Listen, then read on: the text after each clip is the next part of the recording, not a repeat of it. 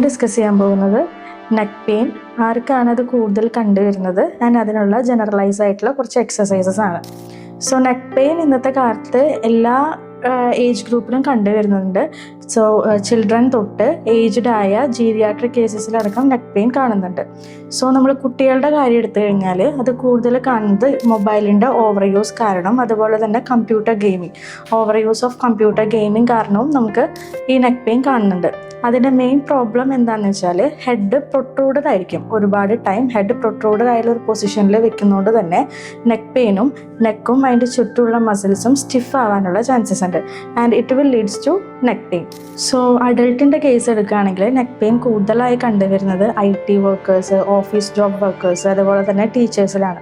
ഇതിൻ്റെ main reason എന്ന് പറയുന്നത് അവരുടെ പുവർ പോസ്ചർ കാരണമായിരിക്കും. അതായത് ഓവർ ടൈം ആയിട്ട് നമ്മൾ സിസ്റ്റം യൂസ് ചെയ്യുമ്പോൾ അവരുടെ ഷോൾഡർ റൗണ്ടഡ് ഷോൾഡറായിട്ട് മാറുകയും അതുപോലെ തന്നെ ബാക്ക് മസിൽസ് വീക്ക് ആവാനുള്ള ചാൻസസ് ഉണ്ട്.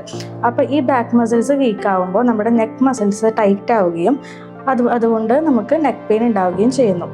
സോ ജീരിയാട്രിക് കേസസ് പറയുകയാണെങ്കിൽ അവർക്ക് കൂടുതലായിട്ട് നെക്ക് പെയിൻ വരാനുള്ള മെയിൻ കാരണം എന്ന് പറയുന്നത് സർവൈക്കൽ ഡീജനറേഷൻ ആണ്.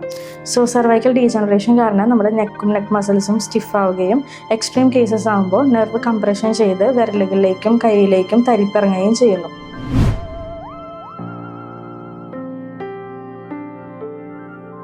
ഫസ്റ്റ് എക്സസൈസ്, നെക്ക് മുകളിലേക്കും മാക്സിമം മൂവ് ചെയ്യുക, അതുപോലെ തന്നെ താഴേക്കും മാക്സിമം മൂവ് ചെയ്യുക.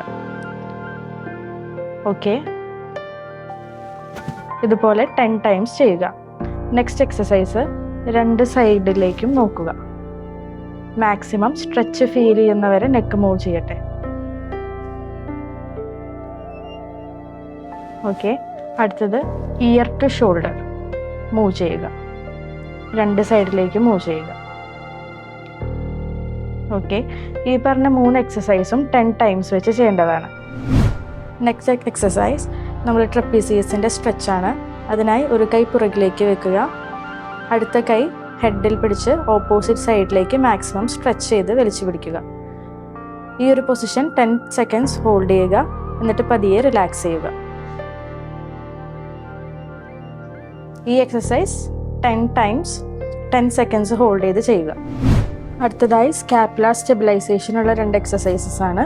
ഫസ്റ്റ് എക്സസൈസ്, 2 കൈയും L ഷേപ്പിൽ പിരിക്കുക, അതിനുശേഷം ഷോൾഡർ പുറകിലോട്ട് വലിച്ചു പിടിക്കുക, എന്നിട്ട് കൈ ബാക്കിലേക്ക് നന്നായി വലിച്ചു പിടിക്കുക. ഈ ഒരു പൊസിഷൻ 10 സെക്കൻഡ്സ് ഹോൾഡ് ചെയ്യുക, പതിയെ റിലാക്സ് ചെയ്യുക. ഇതാണ് ഷോർട്ട് ലിവറിലുള്ള എക്സസൈസ്. അടുത്തത് സ്കാപ്പുലർ സ്റ്റെബിലൈസേഷനുള്ള ലോങ് ലിവറിലുള്ള എക്സസൈസസ് ആണ്. നോർമൽ സ്റ്റാൻഡിങ് പൊസിഷനിൽ ഷോൾഡർ നന്നായി ബാക്കിലേക്ക് വലിച്ചു പിടിക്കുക, എന്നിട്ട് 2 കൈകളും ബാക്കിലേക്ക് നന്നായി വലിച്ചു പിടിക്കുക, പാരലലായിട്ട് വലിച്ചു പിടിക്കുക. 10 സെക്കൻഡ്സ് ഹോൾഡ് ചെയ്യുക, റിലാക്സ് ചെയ്യുക.